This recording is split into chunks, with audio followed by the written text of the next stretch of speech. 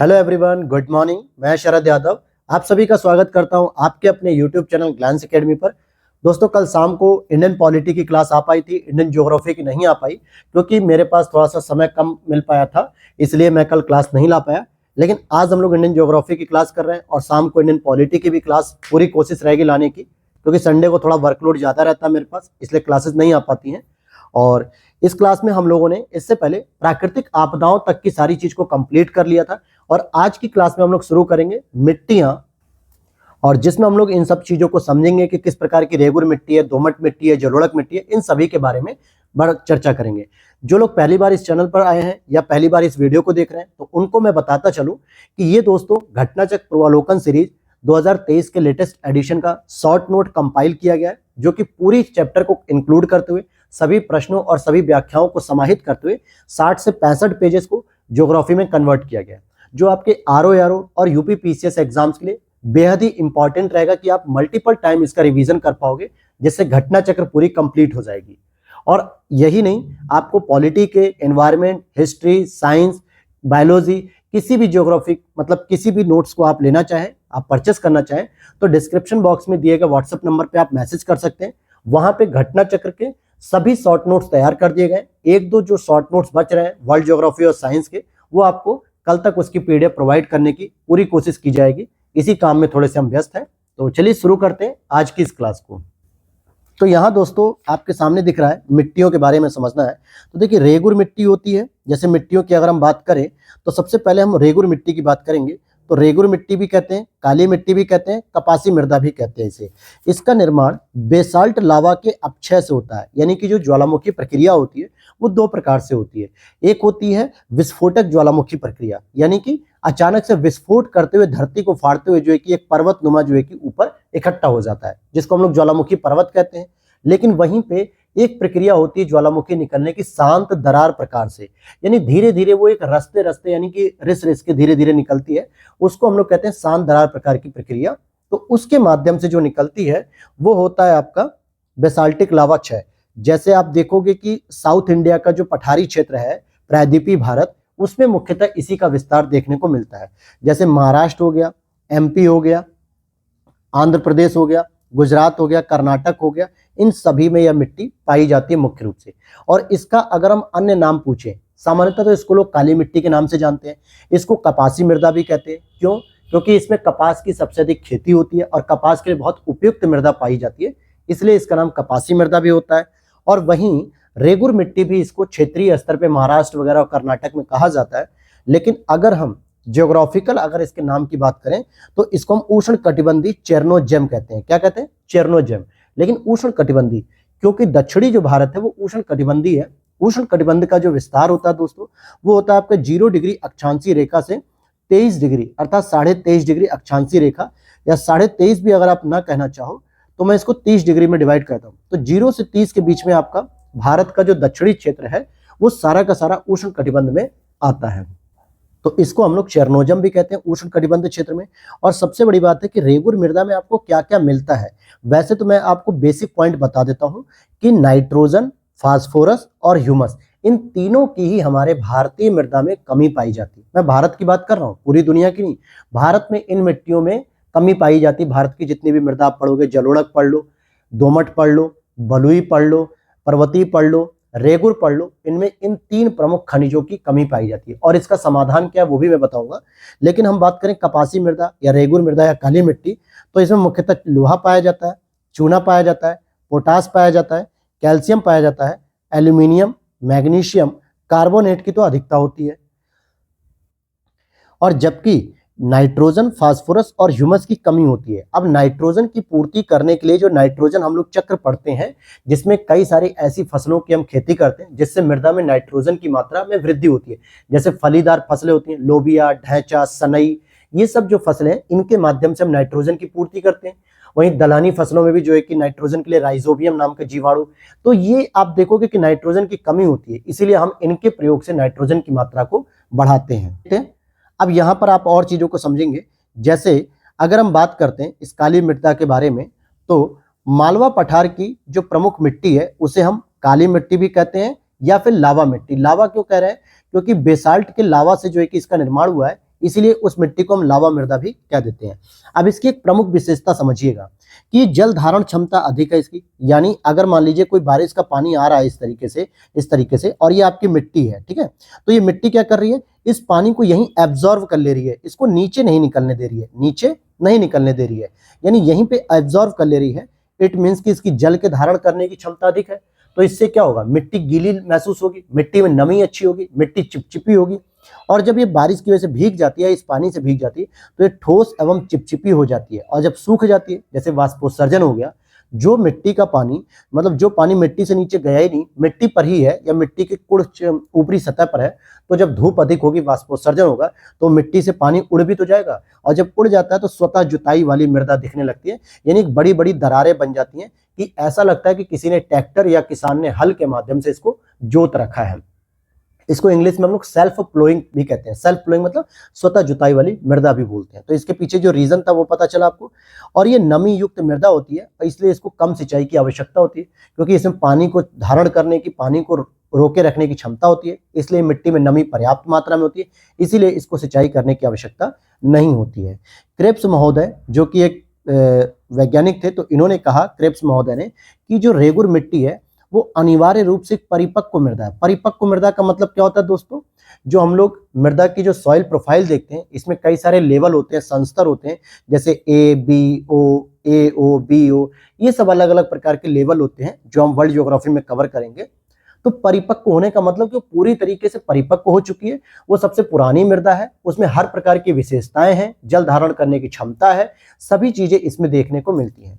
अब यहाँ पे मैंने छोटा सा एक भारत का नक्शा बनाने का प्रयास किया है, जिसमें मैं मैप के माध्यम से आप दिखाऊं आपको।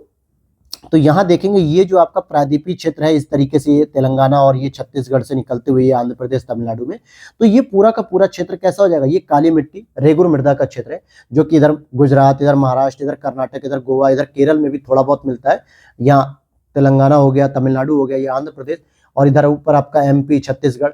तो इन क्षेत्रों में इस मृदा का जो है कि विस्तार आपको देखने को मिल जाता है। अब चलते हम दूसरी मृदा के बारे में बात करें। अच्छा, एक प्रश्न और आएगा जो मैं आपको यहीं बता देता हूं, हालांकि आगे मैंने उसे मेंशन किया है। दोस्तों पूछा जाता है कई बार कि इस मृदा का जो काला रंग है या काली मृदा जो हम कहते हैं वो किसकी वजह से कहते हैं। तो इसमें मुख्यतः आपको टिटेनिफेरस नाम का जो एसिड होता है वो यहाँ पर देखने को मिलता है, जिसकी वजह से, तो टिटेनिफेरस मैग्नेटाइट क्या होता है, टिटेनिफेरस मैग्नेटाइट, इसकी उपस्थिति की वजह से मिट्टी का जो ये रंग होता है वो काला होता है, और इसीलिए हम इसको काली मृदा भी कहते हैं, रेगुर मृदा भी कहते हैं, कपासी मृदा भी कहते हैं क्योंकि कपास की खेती ज्यादा होती है, बेसाल्टिक मृदा भी कहते हैं क्योंकि बेसाल्ट के लावा से बनी हुई है, बेसाल्ट की चट्टानों से बनी हुई है। तो अगर प्रश्न पूछा जाए कि काली मिट्टी का रंग काला क्यों होता है, तो आप बताओगे कि उसमें टिटेनिफेरस मैग्नेटाइट की उपस्थिति होती है, जिसकी वजह से इसका रंग काला होता है।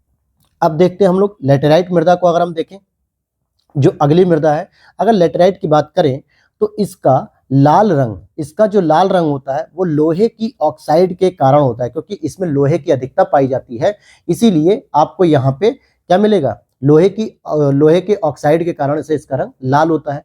सामान्यतः इसमें जब लोहे के ऑक्साइड है तो लोहे की मात्रा अधिक होगी, एल्यूमिनियम की भी मात्रा अधिक होगी, जबकि नाइट्रोजन, पोटास, चूना, जैविक पदार्थ मतलब ह्यूमस और फास्फोरस, इनकी कमी होती है। मैंने आपको पहले बताया कि हमारी भारतीय मृदा के मैक्सिमम हिस्से में नाइट्रोजन, जैविक पदार्थ मतलब ह्यूमस और फास्फोरस की कमी देखने को मिलेगी। और इनका सर्वाधिक विकास कहाँ पर होता है, केरल में होता है, महाराष्ट्र में होता है, मेघालय में होता है। ये प्रायः कम उर्वरता वाली मिट्टी होती है। ऐसा क्यों कहा जा रहा है कि कम उर्वरता वाली मिट्टी होती है, क्योंकि ये तटीय क्षेत्रों में ज्यादातर देखी जाती हैं, या जहां पे वर्षा का मान ज्यादा होता है, जहां वर्षा ज्यादा होती है, और अधिक वर्षा होने की वजह से वर्षा का जो पानी लगातार मृदा पर गिरता है, इसकी वजह से जो मृदा के पोषक तत्व होते हैं वो निछालन वाली पद्धति से, लीचिंग वाली पद्धति से गहरी जमीनों में चले जाते हैं। कहाँ चले जाते हैं, गहरी जमीनों, यानी मिट्टी की निचली सतह की ओर चले जाते हैं, जिससे मिट्टी की जो ऊपरी सतह है जहां पे हम किसी चीज की पैदावार करते हैं, तो उन जड़ों में वो उपस्थित पोषक तत्व जो होने चाहिए थे वो नहीं मिल पाते हैं, जिसकी वजह से उपजाऊ कम हो जाती है। फिर से समझिएगा, मैंने क्या बताया कि तटीय क्षेत्रों में जहां पर वर्षा ज्यादा होती है, तो आप देखोगे मेघालय में वर्षा होती है, केरल, महाराष्ट्र में वर्षा ज्यादा होती है क्योंकि तटीय क्षेत्र है। तो यहाँ की मिट्टी में बारिश की वजह से क्या होता है, जो निछालन या पोषक तत्व होते हैं वो नीचे निकल जाते हैं, मिट्टी से नीचे चले जाते हैं गहरी मिट्टी में, और इस वजह से यहाँ पे उर्वरता कम हो जाती है। फिर भी यहाँ पे कपास जैसी फसल का सबसे अधिक प्रोडक्शन होता है, चावल का, रागी का, गन्ना, दाल। अब आपको पता है कि यूपी और महाराष्ट्र ये तो दो प्रमुख राज्य हैं जहाँ पे गन्ने का प्रोडक्शन अधिक होता है। कपास गुजरात और महाराष्ट्र में तो सबसे अधिक होता है। फिर चाय, कहवा, ये सब कर्नाटक में सबसे अधिक मिलेगा आपको, टैपियोका, काजू। तो इस तरीके से इनकी प्रमुख फसलों के रूप में आप इसको देख सकते हो। और यहाँ पे इसके बारे में कुछ विशेषता अगर हम चर्चा कर लें, जो मैंने अभी बताई है कि लैटेराइट मृदा उच्च तापमान और भारी वर्षा के क्षेत्रों में विकसित होती है, यानी जहां पे टेम्परेचर अधिक होगा और जहां पे वर्षा भी अधिक होगी, क्योंकि ये भी पता है कि टेम्परेचर जहां अधिक होगा वहां ह्यूमिडिटी क्रिएट होगी और उसकी वजह से वर्षा अधिक होगी। अब दक्षिणी क्षेत्र में ये जो मैंने अभी आपको क्षेत्र बताया, स्पेशली केरल, महाराष्ट्र, कर्नाटक, ये 0 डिग्री के निकट होते हैं, भूमध्य रेखा के निकट है, इसलिए वहां पे टेम्परेचर का प्रभाव ज्यादा है। और ये सभी दक्षिण पश्चिम मानसून की बेल्ट में है, इसलिए यहाँ पर वर्षा भी अधिक होती है। इस कारण लैटेराइट मिट्टी का विस्तार इन क्षेत्रों में ही ज्यादा होता है। अब कोई आपसे पूछ ले कि यूपी में लैटेराइट मृदा होगी क्या, तो नहीं होगी, क्योंकि यूपी पहली चीज 23.5 डिग्री के ऊपर है, उष्ण कटिबंध के से भी ऊपर निकल रहा है, जहाँ पे तापमान कम मिलेगा। तापमान कम है, वर्षा कम है, तो यहाँ पे लैटेराइट मृदा तो होगी नहीं। तो ये इसका अप्लाइड पार्ट है। तो क्या पंजाब में होगी लैटेराइट? नहीं होगी, क्योंकि पंजाब में भी तापमान कम है, बारिश कम है। तमिलनाडु में होगी, केरल में होगी, तेलंगाना में होगी, क्योंकि यहाँ पे तापमान अधिक है, वर्षा अधिक है। इस तरीके से आपको समझना होता है। इसका विस्तार आपको पूर्वी तमिलनाडु में मिलेगा, उड़ीसा में मिलेगा, छोटा नागपुर के पठारी क्षेत्र में मिल जाएगा। भारी वर्षा वाले क्षेत्रों में अपक्षालन से ये निर्मित होती है, यानी लीचिंग की वजह से ये निर्मित होती है, और इसमें जो पोषक तत्व होते हैं वो नीचे चले जाते हैं। अब यहाँ पे इसका इमेजेस भी देख सकते हो आप, कहाँ कहाँ मिलेगी। जैसे कौन सा मृदा प्रारूप लोहे का अतिरेक होने के कारण अनुर्वर होता है, तो लैटेराइट मृदा, क्योंकि लोहे की अधिकता होने की वजह से भी वो भूमि क्या होती है, उर्वरक नहीं रह जाती, अनुर्वर होती है, यानी उपजाऊ नहीं रहती है, अनुपजाऊ होती है, तो उसे हम कहते हैं लैटेराइट मृदा। अब जैसे आप पश्चिमी घाट के तटीय क्षेत्र देखिए, महाराष्ट्र, कर्नाटक, गोवा, केरल, यहाँ पे तमिलनाडु का एरिया देख सकते हो। इस तरीके से आपको ओडिशा और दंडकारण्य का क्षेत्र मिलेगा, यहाँ पे मेघालय का क्षेत्र मिलेगा। तो ये लैटेराइट मृदा के क्षेत्र हैं। तो अगर आप मेंस की आंसर राइटिंग में इस तरीके से इमेज क्रिएट करके, इमेज बना के और आप इंडिकेट करोगे तो आपको नंबर अच्छे मिलेंगे। तो ये चीजें भी आप सीखा करिए धीरे धीरे। फिर आगे दोमट या जलोढ़ मिट्टी की बात कर लें। अब यहां पर समझने वाली बात है, जलोढ़ का मतलब ही होता है जल को ओढ़ते हुए। अगर हम शब्द को तोड़े, जल को ओढ़ते हुए, इसका मतलब जो जल से ज्यादा बनी है, यानी जिसमें जल का प्रभाव ज्यादा है। तो जल का प्रभाव वर्षा वाली क्षेत्रों में ज्यादा होगा या नदियों वाले क्षेत्रों में? भाई वर्षा तो भारत में 2 महीने 1 महीने होती है, लेकिन नदियों का प्रवाह तो लगातार होता है। तो उत्तरी भारत में specially UP, MP, Bihar, Jharkhand, Paschim Bangal, Uttarakhand, Himachal, इन क्षेत्रों में सतत वाहिनी नदियां बहती हैं। यानी सतत वाहिनी का मतलब जो हिमालय से लगातार उनको पानी मिलता रहता है ग्लेशियर के पिघलने से।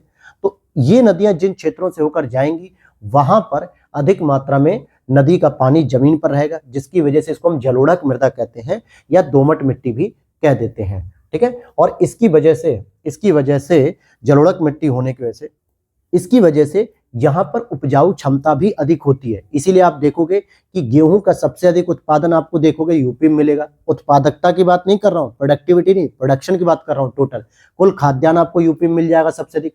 आप देखोगे कि पश्चिम बंगाल में सबसे अधिक चावल की खेती मिलेगी। क्यों? क्योंकि यहाँ पे पानी बहता है, जलोढ़क मृदा होती है, और जलोढ़क मृदा में नदियों द्वारा लाए गए जो अवसाद होते हैं, कार्बनिक पदार्थ होते हैं, उसकी वजह से भूमि की उर्वरक क्षमता में वृद्धि होती है। और जब उर्वरक क्षमता में वृद्धि होगी तो कहीं ना कहीं प्रोडक्शन अच्छा होगा। क्लियर हो गई इतनी बात? अब समझते हैं इस मृदा के बारे में पूरा डिटेल से। भारत के लगभग 33.5% भाग पर इसका विस्तार है। लगभग भारत जितना बड़ा भारत है उसके 1/3 हिस्से, भाई 100 का 1/3 33% हो गया, वहां पर इसका विस्तार है। इसमें पोटास मिलेगा, फास्फोरिक एसिड मिलेगा, चूना मिलेगा, जबकि वही जैव पदार्थों की प्रचुरता और जैव पदार्थों की भी प्रचुरता देखने को मिलती है, जबकि नाइट्रोजन और ह्यूमस की कमी होती है।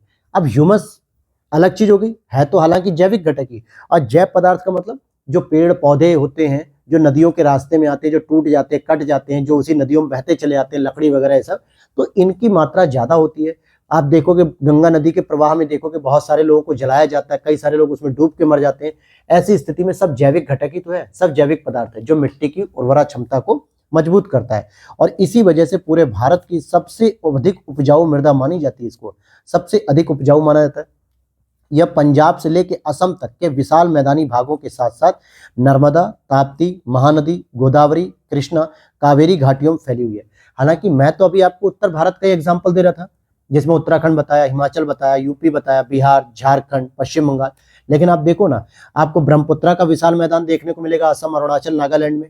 आपको पंजाब के आसपास सतलज का मैदान देखने को मिलेगा। हमारा गंगा यमुना का मैदान देख लीजिए दिल्ली, यूपी, हरियाणा, इन सभी क्षेत्रों में। तो इसीलिए, और साथ ही साथ दक्षिण भारत में भी तो कुछ नदियां हैं जो सतत बहती रहती हैं। हालांकि वर्षा काल में उनकी स्थिति थोड़ी और अच्छी हो जाती है, लेकिन कुछ समय वो कम पानी के साथ भी साउथ इंडिया में काम करती रहती हैं, जिसमें कृष्णा हो गई, गोदावरी हो गई, महानदी, कावेरी, नर्मदा, ये सब वो प्रमुख नदियां हैं जो साल भर इनमें पानी रहता है। ये वो नदियां नहीं है कि सूख जाएंगे 2 महीने बाद, साल भर पानी रहता है। बस पानी की मात्रा कम हो जाती है और वर्षा ऋतु में पानी की मात्रा बढ़ जाती है। तो इन सभी क्षेत्रों में आपको जलोढ़क मिट्टी मिलेगी, और इनका जो निर्माण होता है वो नदियों के द्वारा लाए गए गाद से होता है। गाद मतलब जो कचरा होता है, जो अवसाद होते हैं, उनसे इसका निर्माण होता है। और इसमें भी 2 भाग होते हैं, हालांकि इसका इमेज आपको मैं दिखाऊंगा अभी। इसके 2 भाग होते हैं। इसमें एक तो होता है खादर जमीन और एक होता है बांगर मिट्टी। खादर किसे कहते हैं दोस्तों? जो नवीन जलोढ़क मैदान होते हैं, यानी जो लगातार नदियों द्वारा जो है कि लगातार मैदान बनाए जाते हैं नए नए हर साल, और उसमें बाढ़ आती रहती है। और आप देखो कि जब बाढ़ आ जाती है तब तो नहीं पता चलता है, लेकिन जब बाढ़ जाती है ना, तो गंगा नदी में जितना भी कचरा होता है वो सारा का सारा यूपी में मिल जाता है, और कोसी नदी में जितना कचरा होता है वो सारा बिहार में आ जाता है। यानी नदी भी कहती है कि तुमने हमें दिया था अपना कचरा, अब हमने बाढ़ के माध्यम से तुम्हारा कचरा तुम्हारे घर में ही वापस कर दिया। और आप देखोगे कि उन नदियों में कितने अलग अलग प्रकार के अवसाद होते हैं, कचरे होते हैं, जो कहीं ना कहीं कार्बनिक घटक के रूप में काम करते हैं, जैविक घटक के रूप में। और एक होता है बांगर, जो पुरानी मिट्टी है दोस्तों, आज से बहुत साल पहले, मतलब कह सकते हो आप 100 साल, 150 साल, 200 साल, 500 साल पहले की जो मृदा है, हजारों साल पहले की, उस मृदा का विस्तार इतने ऊंचे क्षेत्र पर हो चुका है कि अब वहां पे बाढ़ का मैदान नहीं हो पाता, बाढ़ का पानी नहीं पहुंच पाता, जिसको हम लोग प्राचीन जलोढ़क मैदान कहते हैं। आज हम लोग जो खादर मृदा देख रहे हैं दोस्तों, जहां पर हम बाढ़ का क्षेत्र देख रहे हैं, बिहार और उत्तर प्रदेश के जिन क्षेत्रों में, इसकी कोई गारंटी नहीं है, क्योंकि 1000 साल बाद ये भी स्थिति पुराने जलोढ़क में आ जाएगी, बांगर में आ जाएगी, क्योंकि फिर गंगा नदी के द्वारा नए क्षेत्रों में बाढ़ लाई जाएगी, क्योंकि ये भी तो मैदान धीरे धीरे धीरे धीरे ऊंचे होते जा रहे हैं, मिट्टी पटती जा रही है, धूल खंड जमा होती जा रही है, तो इसी वजह से।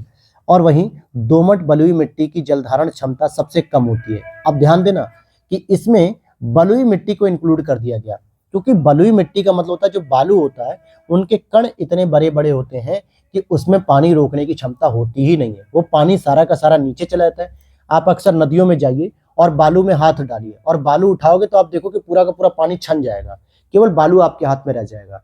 लेकिन वहीं अगर आप काली मिट्टी को उठाओगे अगर नीचे से, या अपने खेतों की चिपचिपी मिट्टी को उठाइए, तो आप देखोगे वो मिट्टी गीली रहेगी, क्योंकि उसमें पानी है, वो आपके हाथों से नीचे नहीं निकल रहा है छन के, उंगलियों से। लेकिन वहीं बालू उठाओगे तो सारा पानी उंगली से नीचे छन जाएगा। क्यों? क्योंकि बालू के जो दाने इतने मोटे हैं कि वो पानी को रोक ही नहीं पाते हैं, इसीलिए इनकी जल धारण क्षमता सबसे कम होती है, क्योंकि इनके दाने बड़े बड़े होते हैं। देखिए वो सारे एग्जाम्पल हैं दोस्तों, अगर आप लोग खेतों से जुड़े होगे, गांव से जुड़े होगे, कृषि से जुड़े होगे, तो आप इन एग्जाम्पल को महसूस कर पाओगे, इन चीजों को समझ पाओगे, कॉन्सेप्ट आसानी से समझ में आ जाएगा। लेकिन अगर आप उन्हें कभी गांव गए नहीं, कभी खेती से जुड़े नहीं, केवल बड़े बड़े महलों में रहे, शहरी बिल्डिंग में रहे, तो शायद आपको थोड़ा समझने में दिक्कत आ रही होगी, लेकिन फिर भी डेली लाइफ में ये चीजों को आप देख सकते हो। दोमट मिट्टी में अगर हम बात करें तो 40% बालू होता है, 40% क्ले होता है, जिसको हम लोग थोड़ा हल्का कीचड़ टाइप का कहते हैं, और 20% गाद होती है, सिल्ट होती है। इन सभी को मिला के 100% इस मिट्टी का विस्तार हो जाता है। और यहाँ पे मैं छोटी सी एक गाड़ी दिखा रहा हूँ, जो कि है तो उत्तरी भारत का नक्शा, लेकिन ठीक से नहीं बना है। आप यहाँ देखो कि पंजाब, राजस्थान, हिमाचल, उत्तराखंड, यूपी, बिहार, झारखंड, एमपी, और ये आपका छत्तीसगढ़, गुजरात, ये सभी क्षेत्र पूरे के पूरे किस में आते हैं? दोमट मिट्टी में आते हैं। हालांकि दक्षिण भारत में भी कुछ क्षेत्र होते हैं, जैसे गोदावरी, कृष्णा, कावेरी घाटियों के, लेकिन मैंने यहाँ पे एक एग्जाम्पल दिखा दिया है, तो आप इससे समझ गए कि 1/3 भारत की मिट्टी इसी से निर्मित है। अब जरा इस मिट्टी के बारे में और भी हम चीजों को समझेंगे, लेकिन कुछ एमसीक्यूज भी इसी में हैं, उसको करते हैं। जैसे कभी कभी मिलान आता है कि जलोढ़क मृदा का विस्तार कहाँ पे है। अब ऑप्शन में केवल उत्तर प्रदेश था तो उत्तर प्रदेश हो गया, लेकिन आप उत्तर प्रदेश कह सकते हो, पश्चिम बंगाल कह सकते हो, बिहार कह सकते हो, हिमाचल कह सकते हो, पंजाब कह सकते हो, मध्य प्रदेश भी कह सकते हो, क्योंकि ये सभी नदियों से ही निर्मित मैदान है। काली मिट्टी की बात करेंगे तो काली मिट्टी मुख्यतः आपको महाराष्ट्र में मिलेगी, कर्नाटक में मिलेगी, गुजरात में थोड़ी बहुत मिल जाएगी, मेघालय में मिलेगी।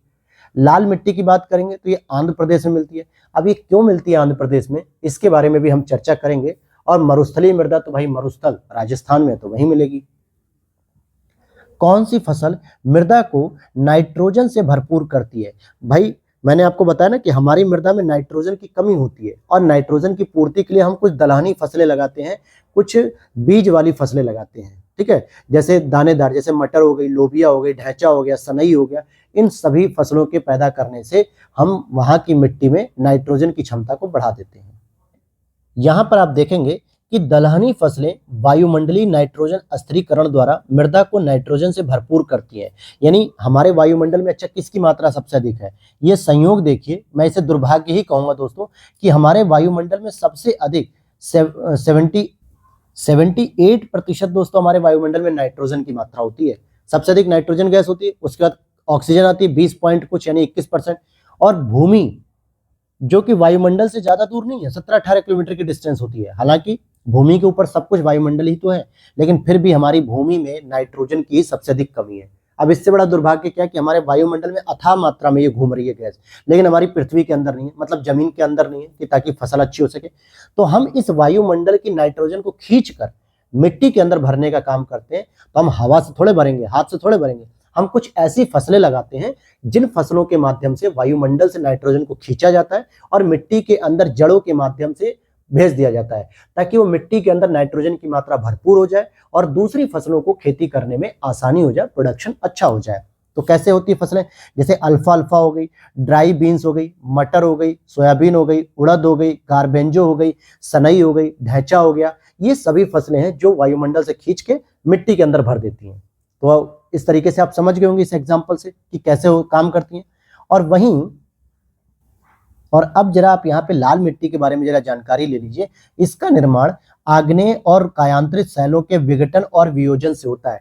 ध्यान देना, आग्नेय और कायांतरित शैलों के विघटन और वियोजन से होता है। और अगर आग्नेय चट्टान है दोस्तों, तो आग्नेय चट्टान में सबसे अधिक मात्रा मिलती है आपको सिलिका की, ठीक है, सिलिका की मात्रा मिलती है। इसीलिए जब ये मिट्टी ही बन रही है आग्नेय चट्टानों से, रूपांतरित चट्टानों से, तो नो डाउट इसमें सिलिका की मात्रा सबसे अधिक होगी और इसमें आयरन की भी बहुलता होती है और इसी वजह से लाल रंग इसका होता है, क्योंकि लाल रंग फेरिक ऑक्साइड से होता है। और फेरिक का मतलब हो गया FeO, फेरिक ऑक्साइड। Fe का मतलब होता है लोहा, तो लोहा अधिक है यानी फेरिक ऑक्साइड ज्यादा है, इसलिए इसका रंग कैसा है, लाल रंग होता है, ठीक है। और काली मृदा का काला रंग क्यों होता है, टिटेनी-फेरस मैग्नेटाइट की वजह से होता है। और अब इसकी उपस्थिति की बात करेंगे तो पश्चिमी तमिलनाडु, कर्नाटक, दक्षिणी महाराष्ट्र, छत्तीसगढ़, तेलंगाना, ओडिशा, झारखंड, नागपुर पठार, यहाँ पे लाल मिट्टी का विस्तार मिलेगा। और इसमें भी वही समस्या है कि चूना कम मिलेगा, मतलब चूना, पोटास, फास्फेट, नाइट्रोजन, मैग्नीशियम और ह्यूमस, इनकी कमी होती है मुख्य रूप से। हिमालय की मृदा में ह्यूमस का भी अभाव होता है। पौधों को सबसे अधिक पानी चिकनी मिट्टी में मिलता है। चिकनी मिट्टी में क्यों मिलता है, क्योंकि वहां पे पानी पड़ा रहता है, यानी नमी पड़ी रहती है, इसलिए क्योंकि इसकी जल धारण क्षमता सर्वाधिक होती है। इसमें 50% से कम जो है कि गाद होती है और 50% तक मृत्तिका होती है। वह बालू की कुछ ही मात्रा मिलती है। जब बालू सबसे कम है तो जल धारण क्षमता अधिक हो गई। वहीं दोमट में बालू मिट्टी 40% है, जिसकी वजह से जल धारण क्षमता कम होती है, पानी नीचे निकल जाता है, तो वहां पे पौधों को मिलता नहीं है। लेकिन चिकनी मिट्टी में पौधे अच्छे हो जाते हैं। अब आप बताओ ना, सीधी सी बात है, रेगिस्तान में पौधे क्यों नहीं पैदा हो पाते हैं? रेगिस्तान पूरा बालू का ही तो है, और बालू में पहली बात तो वहाँ वर्षा नहीं होती है, ये दुर्भाग्य है। और अगर वर्षा हो भी जाए या पानी से सिंचाई कर भी जाए तो दोस्तों बालू का पानी पूरा का पूरा नीचे चला जाएगा, तो वहाँ जड़ों पैदा नहीं हो पाती, जड़ नहीं हो पाती, जिसकी वजह से वहाँ पौधे सूख जाते हैं। और इसी वजह से आप देखोगे, एक मुख्य विशेषता बता रहा हूँ, आगे बताऊंगा इन चीजों को, लेकिन यहाँ पे आप जान लो कि जो रेगिस्तान के पौधे होते हैं ना, उनकी जड़ें बहुत लंबी होती है। मतलब अगर आपको जमीन के ऊपर, रेगिस्तान में अगर जमीन के ऊपर आपको 4 फीट दिख रहा है ना, केवल पेड़ 4 फीट की हाइट है, तो मान के चलो नीचे वो 10 फीट तक गया होगा जड़। क्यों जाता है इतना नीचे? क्योंकि वो जल की कमी होती है और वो जल को ढूंढते ढूंढते ढूंढते ढूंढते नीचे पहुंच जाता है। उसकी जड़ें लंबी होती है रेगिस्तान के पेड़ों की, ठीक है। तो ये चीज हो गई। आगे समझते हैं। और अम्लीय मृदा के बारे में बात करें अगर हम, अब यहां आप देखोगे अम्लीय मृदा, यहाँ पे व्हाइटनर लगा हुआ था, यहाँ पे आपके अगर जीरोक्स आपने ली होगी प्रिंट आउट, तो वहां पे लिख लीजिएगा, वहां पे इंग्लिश में एसिडिक मृदा, ठीक है, या इसको रेह मृदा भी कहते हैं, कलर मृदा भी कहते हैं, इसके अलग अलग नाम होते हैं। और मैंने आपको बताया था अभी क्लास के डिस्कशन में ही कि अम्लीय मृदा जो है कि, अच्छा वो विजन आईएएस में बताया था, अम्लीय मृदा सामान्यतः आपको सिंचाई वाले क्षेत्रों में मिलती है, क्योंकि यहाँ पर अम्लीय मृदा अधिक होने से भूमि की उर्वरा शक्ति कम होती जा रही है। पंजाब हरियाणा में सबसे अधिक सिंचाई होती है क्योंकि यहाँ पे पैदावार ज़्यादा हो रही है, तो यहाँ की मृदा भी क्या होती है, अब अम्लीय होती जा रही है। इट मीन्स कि यहाँ की उर्वरक क्षमता कम होती जा रही है। ठीक है दोस्तों, अब यहाँ पे हम ऊसर मृदा की बात कर लेते हैं। ठीक है, ऊसर मृदा जो कि पीएच मान क्या होता है, 7 से अधिक होता है। अगर 7 से अधिक पीएच मान हो रहा है तो इसका मतलब है कि वो मृदा कैसी हो जाएगी, क्षारीय मृदा हो जाएगी, और इसमें जीवांश, नत्रजन यानी कि नाइट्रोजन, जिंक की भारी कमी होती है। भाई हमने पहले ही बताया, किसी प्रकार की मृदा पढ़ लो, आपको ह्यूमस, नाइट्रोजन, इन सब की कमी देखने को ही मिलेगी। और इनके उपचार के लिए, यानी हम नाइट्रोजन की मात्रा को बढ़ाने के लिए हम पायराइट का प्रयोग कर सकते हैं, जिप्सम का प्रयोग कर सकते हैं, ढैंचा का प्रयोग कर सकते हैं, इन जैसी हरी खादों का प्रयोग कर सकते हैं। अगर किसी मिट्टी का पीएच मान 7 से अधिक है तो क्षारीय मृदा होगी, पीएच से मान 7 से कम है तो अम्लीय मृदा होगी। क्लियर। लेकिन अगर मैं कहूं कि हमारे पौधों के प्रोडक्शन के लिए, यानी कि पौधों के उत्पत्ति के लिए सबसे अच्छी मृदा कौन सी होती है, तो ना तो अम्लीय हो ना वो क्षारीय हो। इट मीन्स कि 6 से 7 के बीच में अगर उसका पीएच मान है तो अम्लीय और क्षारीय का जो मिश्रण होता है वही सबसे बेस्ट मृदा मानी जाती है। अब जैसे अगर हम कहें कि कोई मृदा बहुत ज्यादा अम्लीय है तो भाई उसमें प्रोडक्शन तो होगा नहीं, तो उसमें अगर हम चूने का प्रयोग कर दें ना तो हम उसकी क्या करेंगे, अम्लीयता को कम कर देंगे, यानी अम्लीयता का मात्रा कम हो जाएगा और वो धीरे धीरे क्षारीय होने लगेगी, जिसकी वजह से हम उसका उपचार कर सकते हैं और वहां पे फसल को पैदा कर सकते हैं। और इसी तरीके से जो आपकी क्षारीय मृदा होती है जिसका पीएच मान 7 से बहुत अधिक है, अगर हम उसे 7 की तरफ लेके आना चाह रहे हो या अम्लीय हल्का हल्का करना चाह रहे हो तो हम उसमें जिप्सम का प्रयोग कर सकते हैं। किसका, जिप्सम का, अभी आगे बताऊंगा। अच्छा, वीडियो कैसी लग रही दोस्तों, अगर अच्छी लग रही तो प्लीज लाइक कर देना। और दूसरी चीज, अगर आप लोगों को लगता है ये पीडीएफ आपके लिए बहुत ही बेनिफिशियल है तो प्लीज आप लोग घटनाचक्र पूर्वालोकन सीरीज की, जो हम लोगों ने पूरे यूट्यूब पर केवल एकमात्र चैनल है वो है ग्लैंस एकेडमी, जिसकी टीम के द्वारा इस नोट्स को तैयार किया गया है और आप उसे परचेस कर सकते हैं बहुत ही कम रेट में, बर्गर के प्राइस से भी कम है। और सभी घटनाचक्र के हमने नोट्स बना रखे हैं जिसमें आपका चाहे पॉलिटी हो, ज्योग्राफी हो, बायोलॉजी हो, साइंस हो, हिस्ट्री हो, एनवायरमेंट हो, सब तैयार है। परचेस कहाँ से करना है उसके लिए लिंक डिस्क्रिप्शन बॉक्स में दिया गया व्हाट्सएप नंबर का, यानी व्हाट्सएप नंबर दिया है, उस पर आप मैसेज करके वहां से आप अपना प्रोसेस सिस्टम समझ सकते हैं, पेमेंट सिस्टम, फिर आपको पीडीएफ इजीली तुरंत मिल भी जाएगी। और आप पीडीएफ को प्रिंट आउट निकाल लीजिए। बहुत लोग पूछ रहे हैं सर पीडीएफ प्रिंट आउट निकाल सकते हैं कि नहीं, बिल्कुल निकाल सकते हैं। बिना प्रिंट आउट के आप नहीं पढ़ पाएंगे अच्छे से। प्रिंट आउट निकाल के बेहतर तरीका पढ़ने का अगर आप चाहते हैं तो आप हमारी क्लास के साथ उसे फॉलो करते रहिए। जो एक्स्ट्रा चीज मैं बता रहा हूँ अपने अनुभवों के साथ, नॉलेज के साथ, आप उसे अगर उसमें अपडेट करते जाएंगे तो आपकी घटना चक्र पे बहुत अच्छी पकड़ हो जाएगी, जो कि आप जानते हो कि एक रामबाण औषधि होती है अगर आपको सिविल सर्विसेज एग्जाम निकालने हैं तो ये बेस्ट रहेगा आपके आरओ और पीसीएस के लिए, तो आप इस काम को कर सकते हैं। आइए दोबारा आते हैं अपने टॉपिक पे। तो अब देखते हैं कि सामान्य फसलें उगाने के लिए हमें जो पीएच मान चाहिए वो 6 से 7 के मध्य अगर हो तो वो एवरेज बहुत अच्छा माना जाता है। तो अगर कोई मृदा बहुत अम्लीय है जिसका पीएच मान लो 2 है, 1 है, 3 है, तो इसमें तो खेती नहीं हो सकती। तो हम इसे 6-7 की तरफ बढ़ाना चाह रहे हैं तो हम चूने का प्रयोग कर ले। अब कोई ऐसी मृदा है जो कि बहुत ज्यादा क्षारीय है जिसका मान 8, 9, 10, 11 है, तो हम इसे 6-7 के पास लाना चाहें तो क्षारीय मृदा में हम जिप्सम का प्रयोग कर सकते हैं। अब यहीं पर आपको मैं बताऊं कि सर्वाधिक क्षारीय मृदा का क्षेत्र कहां पर है, यूपी में। सर्वाधिक लवणीय मृदा का क्षेत्र कहां पर है, गुजरात में। ध्यान देना, लवणीय मृदा पूछे। अब ये बताओ क्या यूपी में प्रोडक्शन अच्छा हो पाएगा अगर क्षारीय मृदा है, तो हम कहेंगे नहीं। तो इस मृदा को कैसे सही किया जाए, क्षारीय मृदा में आप जिप्सम मिला दो, जिप्सम का जो है कि छिड़काव करो, धीरे धीरे उसका क्षारीय मान कम होता जाएगा और धीरे धीरे वो प्रोडक्शन के लिए अच्छी बन जाएगी मिट्टी। मृदा का लवणी भवन मृदा में एकत्रित सिंचित जल के वाष्पीकृत होने से पीछे छूटे नमक और खनिजों से उत्पन्न होता है। अब मान लेते हैं कि अगर आपका जो मिट्टी है, मिट्टी का जो है कि जो जल है, ठीक है, सिंचित जल, जो सिंचाई वाला जल है, जब ये जल ऊपर उड़ जाएगा तो कहीं ना कहीं क्या होगा, जल में जो बचा हुआ नमक वगैरह होगा वो सारा का सारा जमीन पे ही छूट जाएगा। और नमक क्या होता है, अम्लीय होता है, यानी लवड़ी होता है, और इस वजह से वो फसल को नुकसान करेगा और फसल पैदावार नहीं होने देगा।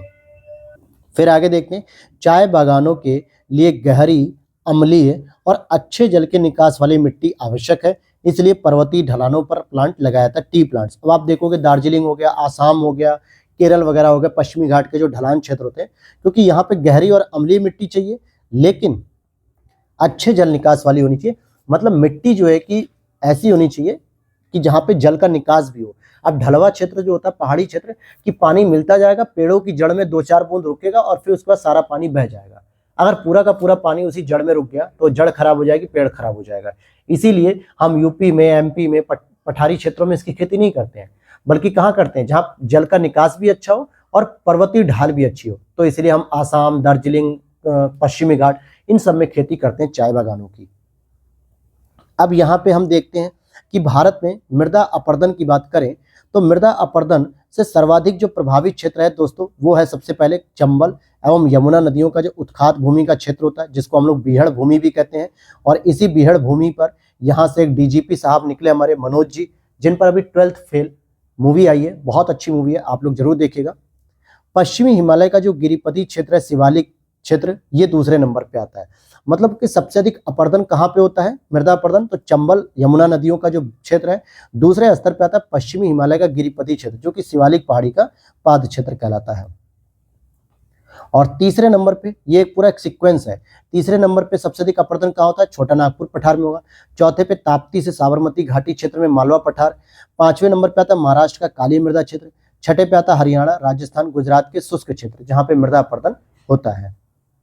अगला पॉइंट हम समझते हैं यहाँ पे कि चंबल घाटी क्षेत्र में खो खड्डों का निर्माण अवनलिका अपरदन के द्वारा होता है। खो खड्डों का मतलब हो गया जो बड़ी बड़ी जो दरारें होती हैं, जिसमें पहले चंबल के डाकू छुप जाया करते थे, बीहड़ के डाकू छुप जाया करते थे, तो बड़ी बड़ी ये मिट्टी की दरारें होती हैं दोस्तों। ठीक है, एक संजय मिश्रा सर की, मतलब एक एक्टर है संजय मिश्रा, कॉमेडियन एक्टर है संजय मिश्रा सर की, एक राजस्थान के ऊपर एक मूवी आई है, बहुत पहले की वेब सीरीज टाइप की छोटी सी, आप देखेंगे वो राजस्थान की उसी चंबल वाले डाकू वाले बीहड़ क्षेत्र में दिखाते हैं। और वहां की आप मृदा को देखोगे ना, इतनी सूखी मृदा है कि आप समझ जाओगे कि हाँ, इस मृदा में भला क्या पैदा हो सकता है, कुछ पैदा नहीं होगा। तो आप उस मूवी को देखिएगा, वहां से आपको पता चलेगा कि कैसे अवनलिका अपरदन का दुष्प्रभाव हो रहा है, कि चंबल की जो उपजाऊ मिट्टी थी आज वो बंजर और बीहड़ रूप में तैयार हो गई है। वहीं मृदा अपरदन प्रक्रियाओं का अगर हम सही क्रम करें कि सबसे पहले मृदा का अपरदन शुरू कैसे होता है, ऐसा तो है नहीं कि एकदम से मृदा अचानक से रातों रात फट के तैयार हो गई कि भाई ये तो अपरदन हो गया, ऐसा तो नहीं है, एक लॉन्ग प्रोसेस है ये। तो उस प्रोसेस में सबसे पहला योगदान शुरू होता है आसफाल अपरदन, जिसको हम लोग स्प्लैश कहते हैं, यानी बूंदों से मिट्टी पर आघात। अब बूंदों से मिट्टी पर आघात कैसे होता है, इसको मैं एक इमेज के माध्यम से सिखा दूं आपको। जैसे मान लीजिए कि यहाँ पर पेड़ है और इस पेड़ की पत्ती है दोस्तों, ठीक है, ये रही पत्ती, ठीक, मेरी पत्ती थोड़ी टेढ़ी है। अब यहाँ पर आप देखोगे इस टिप पर, जहाँ पे मैं रेड कलर का पेन चलाने वाला हूँ, इस टिप पर आप देखोगे सारा पानी आके क्या होता है, ऐसे बूंद बूंद करके क्या होता है, मिट्टी पर गिरता जाता है। ठीक है, अब ये पेड़ की पत्ती पर्टिकुलर इसी जगह पे है और बार बार यहीं से पानी गिर रहा है, तो एक समय बाद क्या होगा, एक समय बाद यहाँ पे आप देखोगे कि थोड़ा थोड़ा गड्ढा हो जाता है, इस क्षेत्र में एक बड़ा सा गड्ढा हो जाता है। तो ये एक जगह हो रहा है, एक पत्ती से। पूरे दुनिया में और पूरे भारत में न जाने कितने पत्तियां हैं, और उन पत्तियों पर जो पानी गिरेगा वो पानी इसी तरीके से गिरेगा, इसी तरीके से, और एक ही जगह गिर रहा है। ऐसा नहीं कि इस पत्ती का पानी यहाँ गिर जाएगा, ऐसा नहीं हो सकता। वो जब भी गिरेगा इसी जगह गिरेगा, और यहाँ पर क्या कर रहा है, अपरदन कर रहा है। वहीं इसके पड़ोस में एक और पत्ती है, वो भी क्या कर रही है, यहीं से पानी गिरा रही है, ये भी अपरदन कर रही है। तो ये सबसे पहला कारण होता है कि बूंदों के माध्यम से मृदा पर आघात पहुंचाना। समझ गए। इसके बाद धीरे धीरे ये जो परत अपरदन होता है, नहीं कि शीट अपरदन, मिट्टी जल के साथ फिर बहने लगती है। यही मिट्टी जो यहाँ पे गड्ढा हो चुका होता है, यही मिट्टी धीरे धीरे जगह जगह गड्ढे होने की वजह से ये ऊपर की जो चादर होती है ना, जो मिट्टी की हमें जो पहली परत दिखती है, वो धीरे धीरे बह जाती है। और रेल अपरदन होता है, जो मिट्टी में छोटी और कम गहरी नालियां बन जाती हैं। ये सामान्यतः आपको कहाँ देखने को मिलेगा, आप बारिश के दिनों में जहाँ पे टीन वगैरह जिसके घर पे लगा हो, करकट लगा हो, या अपने घरों के जो बारजे होते हैं ना, उससे जो पानी गिरता है नीचे, आप देखोगे पूरी की पूरी एक नाली टाइप की बन जाती है, छोटी सी, बहुत गहरी नहीं होती है। मतलब आप अगर उंगली भी डालोगे उसमें, तो आपका जो उंगली का जो पहला टिप होता है ना, आगे वाला, जैसे ये रही आपकी उंगली, ये ऐसे ऐसे लाइनें बनी होती, तो इतना ही एरिया बस आपका भीगेगा, इतनी गहरी नली बन जाती है वो। ठीक है, और उसके बाद अवनलिका अपरदन फिर उसके बाद आता है कि जब यही रेल अपरदन जब बहुत बड़ी बड़ी विस्तृत नालियों में बन जाता है, तो इसी को हम अवनलिका अपरदन कहते हैं, और यही सबसे अधिक प्रभावित करता है चंबल नदी को। फिर उसके बाद और भी अगर एडवांस लेवल पर जाओगे तो धारा चैनल अपरदन होता है, जो स्ट्रीम चैनल, जो कि समतल तटीय क्षेत्रों में समुद्री लहरों से अपरदन होता है। ये खासकर समुद्री लहरों से होता है, तटीय क्षेत्रों में होता है, मध्य भारत में या मध्य क्षेत्रों में नहीं होता है। तो ये वो एग्जाम्पल है दोस्तों जो आप डेली लाइफ में देख रहे होते हो, लेकिन आप उसको ज्योग्राफी या एनवायरमेंट से कनेक्ट नहीं कर पाते हो। लेकिन अब मैंने आपको बता दिया है, तो अब आप इस चीज को नोटिस करना और आप समझ लोगे कि हाँ, ये टॉपिक रेल अपरदन, मृदा अपरदन या परत अपरदन कैसे होता है, ये पूरा प्रोसेस आप समझ जाओगे। आगे देखते हैं सोरघुम, जिसको हम लोग ज्वार भी कहते हैं, जो गेहूं के साथ इसकी पैदावार होती है। इसकी फसल भूमि अपरदन के लिए सबसे अधिक उत्तरदायी होती है। इसीलिए आप देखोगे अब किसानों के द्वारा भूमि का अपरदन रोकने के लिए गेहूं के साथ ज्वार की खेती नहीं की जाती, बल्कि किसकी खेती की जाती है? सरसों की। आप देखोगे जब गेहूं की फसल होती है उसी के बीच बीच में या तो आपको सरसों के फूल पीले वाले खिले हुए दिखेंगे बहुत अच्छे, या गेहूं के ही बगल में कुछ मिट्टी के हिस्से पर किसान ने क्या किया? सरसों की खेती की है। पहले होता था कि ज्वार की खेती भी कर ली जाती थी, जौ की खेती कर ली जाती थी, लेकिन अब नहीं की जाती है, क्योंकि ये ज्यादातर मृदा अपरदन करती है। जबकि अगर आप क्लोवर यानी लौंग की अगर आप फसल करते हो, लौंग की खेती, तो ये सबसे कम भूमि का अपरदन करती है। यानी इससे आपको फायदा अधिक है, क्योंकि वाणिज्यिक फसल के रूप में लौंग को आप जो है कि मसाले के रूप में बेच सकते हो, महंगी कीमत होती है इनकी। वहीं मृदा का अपरदन भी कम होता है, इसलिए दक्षिण भारत में इसकी खेती अच्छी होती है। और अगर हम बात करें कि ये सब चीजें तो समझ में आ गई सर, मृदा का संरक्षण हम कैसे कर सकते हैं? तो सस्यावर्तन आप कर सकते हो, यानी कि फसलों का हेर फेर करो। ऐसा नहीं कि एक ही फसल पे हमारे बाबा ने बोया, हमारे पापा ने बोया तो हम भी बोएंगे कि नहीं, हमें गेहूं की फसल लगानी है। अरे दोस्तों, गेहूं की फसल से उस मिट्टी की उर्वरक क्षमता कितनी नुकसान हो गई होगी। तो आप कभी गेहूं लगा दो, कभी मक्का लगा दो, कभी गन्ना बो दो उस पे, कभी कोई भी फसल बो दो, ताकि अलग अलग फसल के जो अलग अलग पौष्टिक गुण हैं वो मिट्टी को मिलते रहेंगे और मिट्टी की उर्वरा क्षमता अच्छी रहेगी, तो मृदा का संरक्षण हो जाएगा। वहीं वेदिका निर्माण करो, टेरेसिंग करो। इट मीन्स की जो खेती होती है उसके चारों तरफ आप एक मेड़ लगाओ, मेड़ बनाओ प्राकृतिक रूप में। हालांकि गांव में मेड़ रहती है, खेतों में बंटवारा होता है। तो फिर वहीं वायु रोध लगा दो। अगर किसी वजह से, वायु की वजह से जो है कि मिट्टी वहां से धूल कण के रूप में उड़ के आंधी के रूप में दूसरी जगह जा रही है, तो वहां पे वायु रोध लगा के उस मिट्टी को बचाइए। वहीं समुच्च रेखी कृषि यानी पर्वतीय क्षेत्रों में जो कृषि आप देखोगे कुछ इस तरीके से होती है, ऐसे सीढ़ी नुमा पैटर्न में होती है इस तरीके से। और यहाँ पे आप क्या करो, एक मेड़बंदी टाइप का लगा दो, जिससे पानी जो है कि ढलवा क्षेत्र में बहुत तेजी से गिरता है, पानी बहुत सरसर सरसर गिरेगा। तो इसको रोकते हुए चलो, ताकि फसलों को पानी भी प्रॉपर मिल जाए और वो धीरे धीरे जो है कि पानी का बहाव बना रहे। तो ये सब चीजें आप कर सकते हो। और वहीं जल संरक्षण के लिए निम्न कृषि पद्धतियां भी सहायक हैं। जैसे अगर आपको जल का भी संरक्षण करना है तो भूमि की कम या शून्य जुताई करो, जिसको हम लोग कहते हैं जीरो टिलिंग या जीरो टिलेज भी कहते हैं। मतलब आप जुताई बिल्कुल करो ही मत, बहुत ही कम जुताई कर दो इसकी, ठीक है। और खेत में सिंचाई के पूर्व अगर आप जिप्सम का प्रयोग करते हो तो उनकी क्षारीयता कम हो जाएगी और वो पैदावार होने के लिए अच्छी हो जाएगी। और फसल अवशेष को खेत में ही रहने दिया जाए, जैसे पराली वगैरह की समस्या दूर हो जाएगी।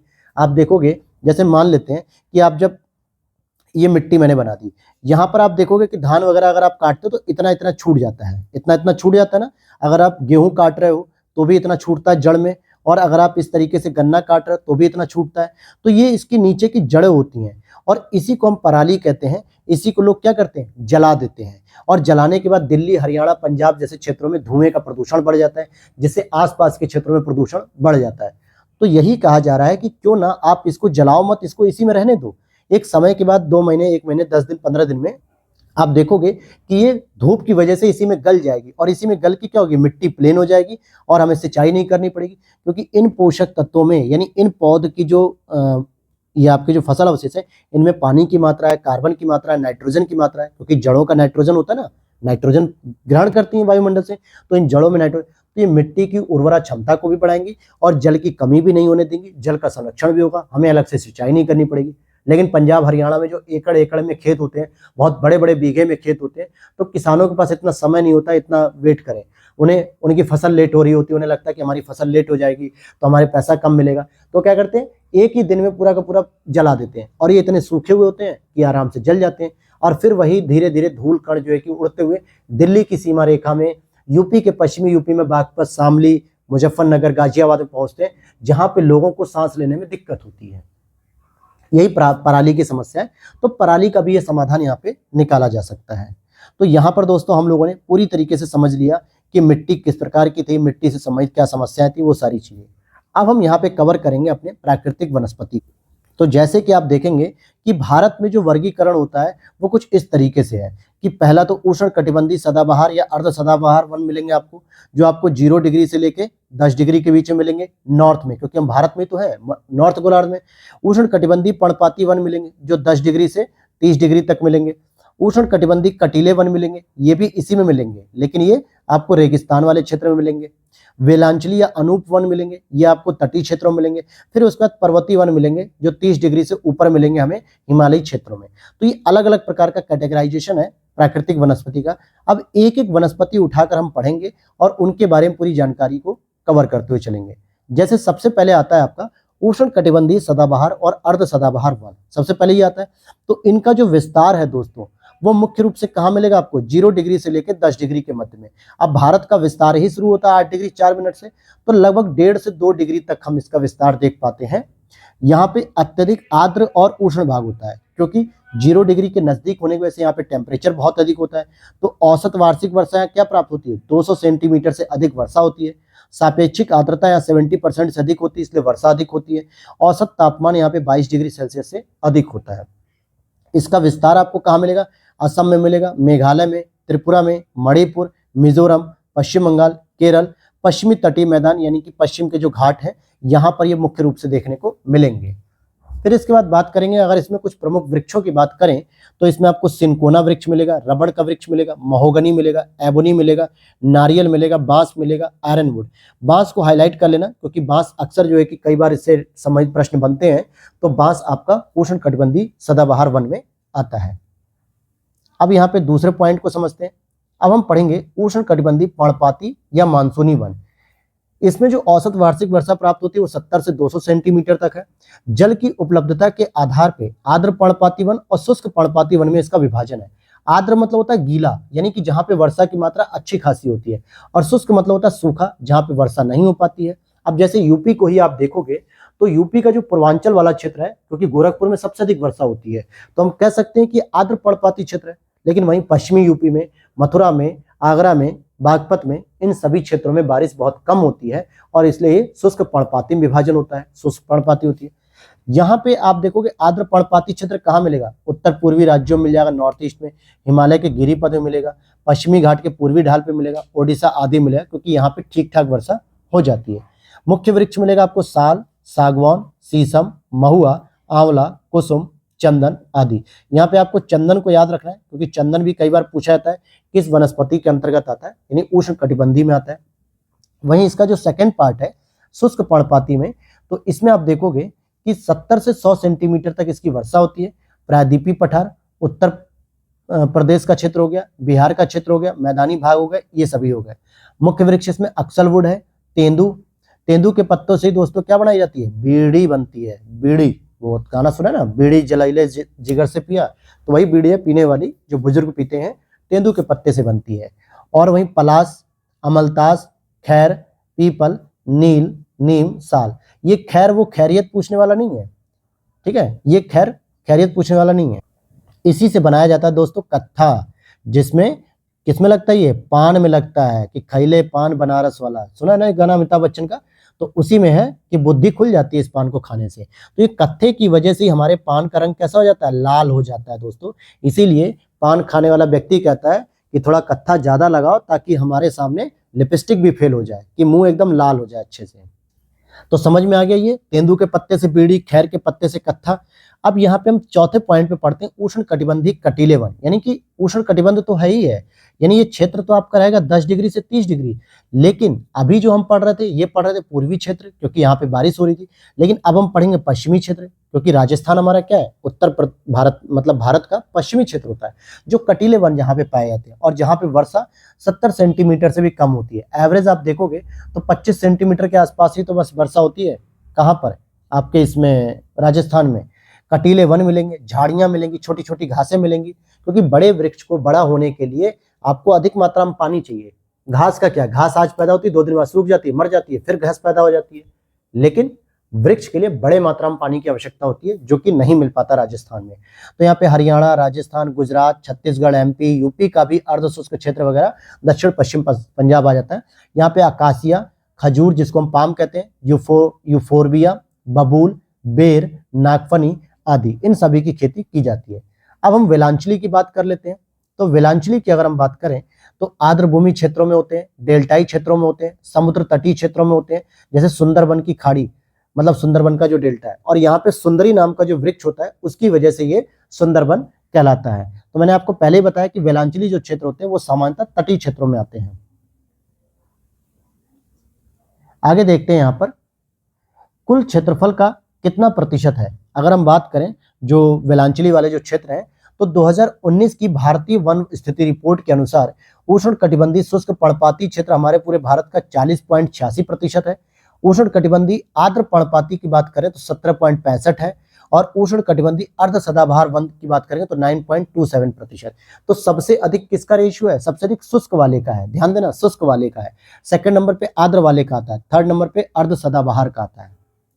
भोजपत्र यानी बर्च का वृक्ष कहां पर मिलता है? हिमालय में मिलता है भोजपत्र का। और सागौन और साल किसके उत्पाद हैं? तो उष्ण कटिबंधीय पर्णपाती यानी पतझड़ी, शुष्क और आर्द्र दोनों में होते हैं, और यही चीज मैंने आपको बताई थी अभी कि ऐसे प्रश्न बनते हैं। अब हम बात करें जरा पश्चिमी हिमालय का, तो पश्चिमी हिमालय का जो ट्री लाइन है दोस्तों, इसका मान 3300 से लेकर 3600 मीटर होता है, और पूर्वी हिमालय की जो ट्री लाइन का मान होता है वो 3600 से लेकर 3800 मीटर होता है। इसीलिए पश्चिमी हिमालय की ट्री लाइन का मान हमेशा पूर्वी हिमालय की अपेक्षा कम होता है, क्योंकि जो पेड़ पूर्वी हिमालय में अत्यधिक ऊंचाई पर मिलता है वो पेड़ पश्चिमी हिमालय में कम ऊंचाई पर ही मिल जाता है। इसलिए पश्चिमी हिमालय का ट्री लाइन मान कम होता है। मतलब ट्री लाइन का होता है कि जहां पर कम डिग्री पर ही या कम क्षेत्रफल पर ही आपके वो पेड़ पैदा हो रहे हैं, लेकिन पूर्वी हिमालय में वो और ऊपर जाने पे पैदा होता है। पश्चिमी हिमालय की जो शीतोष्ण कटिबंधीय वन पेटी में देवदार वृक्षों का बाहुल्य होता है। हालांकि अन्य वृक्ष भी यहाँ मिलते हैं शीतोष्ण में, ओक, फर, स्प्रूस, चेस्टनट, चीड़, लेकिन यहाँ पे देवदार वृक्षों का ज्यादातर वो रहता है, प्रभाव रहता है। फिर हम यहाँ पे देखेंगे कि किसे जंगल की आग कहा जाता है। तो जंगल की आग के लिए वैज्ञानिक नाम होता है ब्यूटिया मोनोस्पर्मा, ब्यूटिया मोनोस्पर्मा। हालांकि कुछ और नहीं है, वो आग नहीं है जो आप सोचोगे कि ऑस्ट्रेलिया के जंगलों में लग जाती, कंगारू बेचारा मर गया था, न्यूज आ गई थी पूरी की पूरी, तार में फंस के मर गया था। ये वो आग नहीं है कि वाकई आग लग जाती है। इसका मतलब होता है कि ब्यूटिया मोनोस्पर्मा, इसे ढाक या पलाश के नाम से भी जानते हैं, जो कि राजकीय पुष्प होता है यूपी का। आज ही आप लोग क्लास खत्म होने के बाद गूगल पे देख लेना।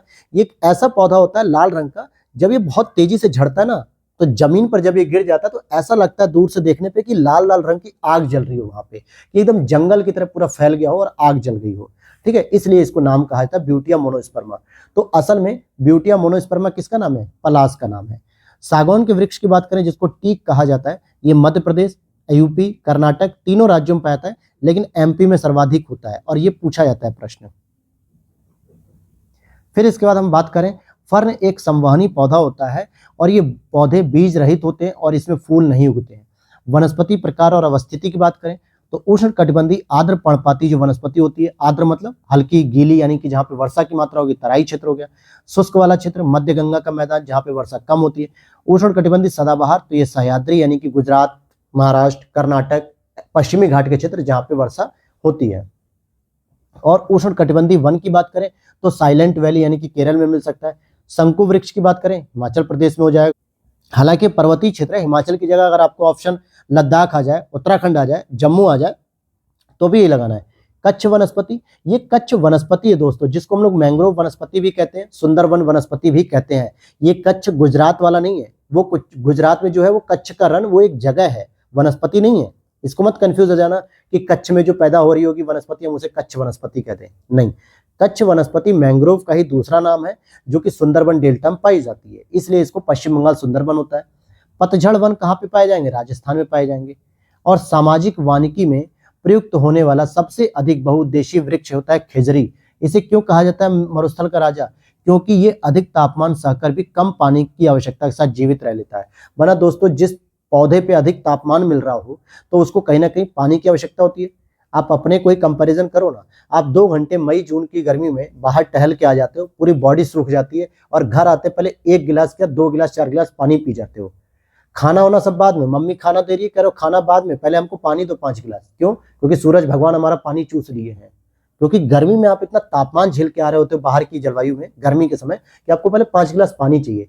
अब फिर भी ये तो बेचारा खेजरी का पेड़ है, जो कि मरुस्थल का राजा है, जो कहीं चल भी नहीं सकता, फिर भी बेचारा तापमान सहता रहता है और उसके बावजूद कम पानी में जीवित रह लेता है। इसीलिए सामान्यतः इसी पेड़ को प्रयुक्त किया जाता है सबसे अधिक, कि ताकि अगर वर्षा कम भी हो, तापमान ज्यादा भी रहे, तो भी ये ग्लोबल एनवायरनमेंट को बढ़िया करेगा, कहीं ना कहीं जो है कि पर्यावरण को अच्छा रखेगा और ग्लोबल वार्मिंग को कम करने में प्रयास करेगा। लीसा प्राप्त होता है दोस्तों चीड़ के वृक्ष से, क्योंकि लीसा से हम विरोजा बनाते हैं, तारपीन का तेल बनाते हैं, और जिसका उपयोग उद्योग, साबुन, पेंट आदि उद्योग में किया जाता है। अब यहाँ पे देखते हैं कच्छ वनस्पतियां, यानी कि मैंग्रोव वनस्पतियां हैं, इनके बारे में अलग अलग जगह पूछ रहा है। जैसे अचरा रत्नागिरी महाराष्ट्र में है, क्योंकि यहाँ पे भी कच्छ वनस्पति मिलती है। कुंडापुर कर्नाटक में है। पिचवरम तमिलनाडु में और वेम्बनाड केरल में। इन चारों ही जगह में आपको वनस्पति मिलती है कच्छ वाली। भारत की वन स्थिति रिपोर्ट के अनुसार, भारत की वन स्थिति रिपोर्ट 2021 के अनुसार पतझड़ वन, जो को हम डिसेडियस कहते हैं, इसका सर्वाधिक विस्तार आपको एमपी में मिलेगा, सेकंड नंबर पे छत्तीसगढ़ मिलेगा। भाई जब एमपी में ही मिल रहा है तो एमपी से ही तो निकल रहा छत्तीसगढ़, तो सेकंड नंबर पे यहाँ पे मिलता है, क्योंकि यहाँ पर सबसे अधिक पतझड़ वन आपको देखने को मिलते हैं। तो अब हमारा दोस्तों अगला चैप्टर रहेगा सिंचाई। दोस्तों आप परेशान मत होइएगा, क्योंकि अब जल्दी ही हम लोग एक दिन में 4-4 क्लास शुरू करने वाले हैं, क्योंकि निशु मैम से मेरी बात हो गई है। अब वो भी 2 से 3 दिन में आपकी हिस्ट्री की क्लास शुरू कर देंगी, जो कि बहुत बेहतर तरीके से आपको समझाएंगी। और दूसरा, मैं भी हो सकता है पॉलिटी, ज्योग्राफी के साथ इन्वायरमेंट या बायोलॉजी, इनमें से कोई एक सब्जेक्ट लेके चलता हूँ, ताकि आपका मैक्सिमम चीज़ों को जो है कि कम समय में हम कवर कर लें और लास्ट दिसंबर या जनवरी के फर्स्ट वीक तक सारे के सारे शॉर्ट नोट्स कवर हो जाए, जिससे आपका मल्टीपल टाइम रिवीजन हो जाए। और अगर आप लोगों ने पीडीएफ नहीं लिए तो मेरा सजेशन यही रहेगा कि आप पीडीएफ ले लीजिए, परचेस कर लीजिए उसको, ताकि आप घर पर भी अदर टाइम में इसको बार बार रिवीजन करते रहें। आप यकीन मानिए कि कोई भी टॉपिक इसमें नहीं बचेगा। आपको खुद एक कॉन्फिडेंस आएगा कि आप कहीं से भी पेपर आ जाए, मेरे कम से कम 90 या 100 प्लस तो मेरे सही होने ही होने आरओ में, कहीं नहीं जा रहा है। और अगर आपने 100 प्लस सही कर लिए और हिंदी में 45 सही कर लिए, तो आपका प्रीलिम्स कहीं नहीं रुकेगा। तो इसलिए आप लोग पीडीएफ परचेस कर लीजिए। उसके लिए व्हाट्सएप में नंबर दे रखा है मैंने, वहां पर वीडियो के नीचे मोर सेक्शन में, वहां से आप पीडीएफ को परचेस कर सकते हैं, पूरा प्रोसेस जान सकते हैं। पेमेंट बहुत कम है, उसका प्राइस बहुत कम है एवरी सब्जेक्ट का। और साथ में अगर आप हमारी क्लास को देखते हुए चलते हैं ना, अपनी पीडीएफ को साइड में रखिए और क्लास को सामने रख लीजिए और पेन से अपडेट करते चलेंगे, तो आपको मैक्सिमम चीजें यहीं समझ में आ जाएंगी, अलग से पढ़ने की जरूरत नहीं पड़ेगी। तो मिलते हैं नेक्स्ट वीडियो में। Thanks for watching. ध्यान रखिए, पढ़ाई अच्छे से करिए, तैयारी अच्छे से करिए।